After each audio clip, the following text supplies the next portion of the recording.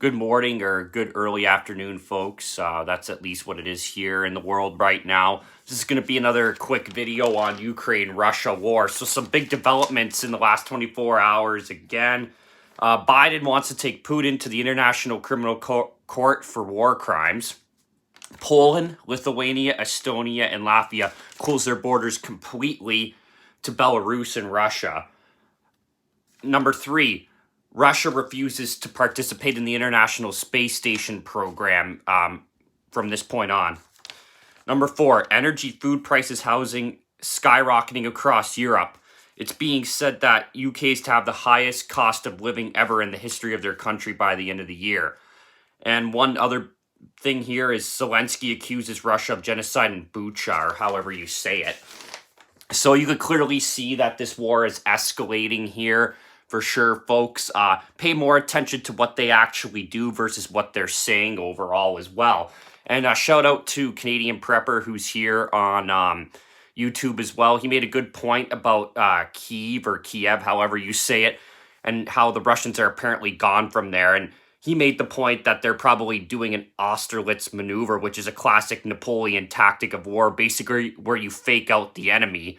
So he was saying that they probably dragged them to that area where the convoy was and dragged them away from the areas that they wanted to be and dragged them away further from the east. And now they're going to go heavy in the east, and then they'll most likely come back to Kiev, or Kyiv, however you say it once again, and maybe potentially blitzkrieg it. So I thought that was a good point on Canadian Prepper. Go check his channel out. He's probably done the best analysis out of anybody I've seen here on YouTube. But one thing I really want to talk about is the energy, the food prices, the housing. Like, this is a huge problem. I believe in Germany, they went up 50% just starting Monday. And I guess stores were rushing to change the labels and everything on the food. And this is definitely a huge problem because, as you've probably heard, a lot of, oil, fertilizer, grain that comes out of Russia, and even, Ukraine produces a good amount of grain and stuff like sunflower seeds.